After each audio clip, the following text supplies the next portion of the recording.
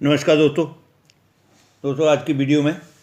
हम श्रीमद् भगवत गीता के अध्याय नंबर 14 के श्लोक नंबर 19, श्लोक नंबर 20, श्लोक नंबर 21, श्लोक नंबर 22 और श्लोक नंबर 23 इन 5 श्लोकों के ऊपर आध्यात्मिक वार्तालाप करने वाले हैं और इन 5 ही श्लोकों के वो भावार्थ समझने वाले हैं जो परमात्मा वास्तव में हम सबको कहना चाहते हैं। तो ये जो 5 श्लोक हैं, इनमें पहले के जो 2 श्लोक हैं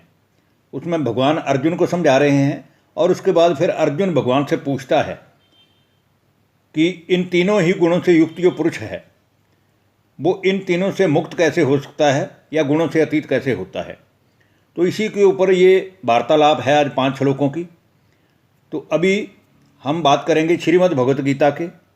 अध्याय नंबर 14 के श्लोक नंबर 19 की, जिसमें भगवान कहते हैं नान्यम गुणेभ्य कर्तारम यदा दृष्टानुपश्यति गुणेभ्य च परम वेति मद्भावम सो अधिगच्छति कि हे अर्जुन, जिस समय दृष्टा तीनों गुणों के अतिरिक्त अन्य किसी भी कर्ता को नहीं देखता है, अर्थात इन तीनों ही गुणों से अत्यंत परे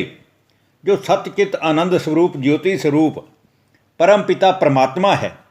उसको वो यथार्थ रीति से ज्ञान द्वारा समझ लेता है, जान लेता है और ये भी जान लेता है कि परमात्मा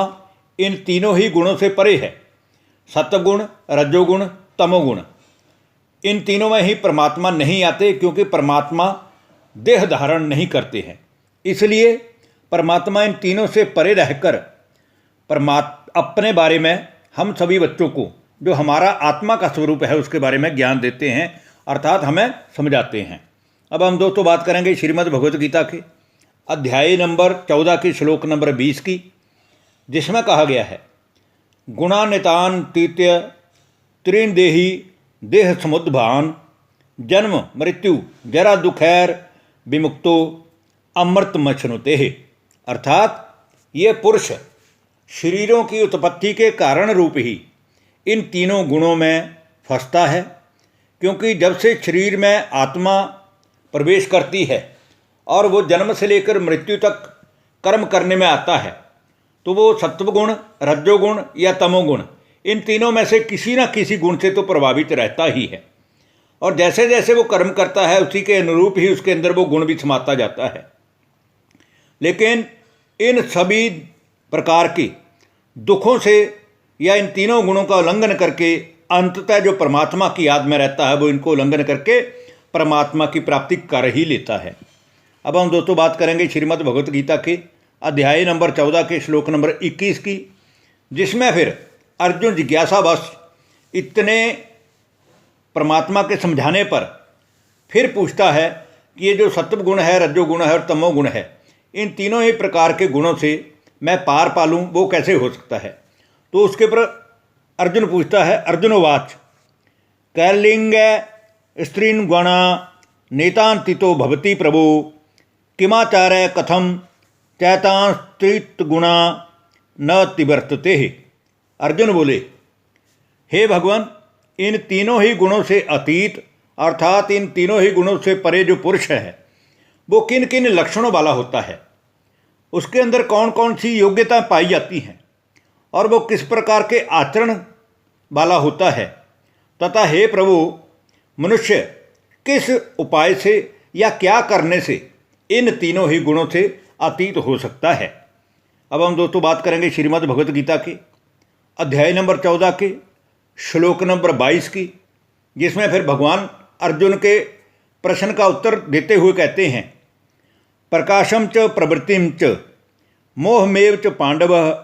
ना द्वेष्टि संप्रवृत्तानि ना निवृत्तानि कांक्षति। भगवान कहते हैं कि हे अर्जुन, जो पुरुष सत्वगुण के कार्य रूप ज्ञान को या ज्ञान से मिलने वाले जीवन में प्रकाश को और रजोगुण के कार्य रूप प्रवृत्ति को अर्थात काम वासना को तथा तमोगुण के कार्य रूपी मोह को, इन तीनों को ही ना तो प्रवृत्त होने पर उनसे द्वेष ही करता है और ना ही इनके छूट जाने पर अर्थात इनके निवृत्त हो जाने पर अर्थात मृत्यु का समय नज़दीक आने पर उनकी इच्छा ही करता है, अर्थात उनकी आकांक्षा ही करता है। अब दोस्तों हम आज की वीडियो के अंतिम श्लोक और श्रीमद् भगवत गीता की अध्याय नंबर 14 की श्लोक नंबर 23 की बात करेंगे, जिसमें कहा गया है उदासीन बदासीनो गुणैरेव न विचाल्यते गुणा वर्तन्ते इत्येव यो अवितिष्ठति नेंगते, कि जो साक्षी के सदृश स्थित हुआ इन तीनों ही गुणों के द्वारा कभी विचलित नहीं किया जा सकता, और गुण ही गुणों में वर्तते हैं, या जो मेरे किए हुए कर्म है उनका ही मैं फल भोगने के लिए किसी न किसी एक विशेष गुण से प्रभावित हूँ। फिर वो गुण चाहे सत्वगुण का है, सच्चाई के रास्ते पर चलने वाला है, या तमोगुण है, अर्थात मुझे मेरे अंदर और धन लालसा प्राप्त करने की लालसा रहती है, या मैं लोभी वृत्ति का हूँ, और तीसरा है आलस जो तमोगुण के कारण है। तो ऐसा समझता हुआ जो सत्यचित आनंद परमात्मा में एकाकी भाव से स्थित रहता है, अर्थात एक परमात्मा को ही याद करता है, वो योगी उस स्थिति से फिर कभी भी विचलित ना तो हो सकता है और ना ही उसको विचलित किया जा सकता है। धन्यवाद। नमस्कार दोस्तों।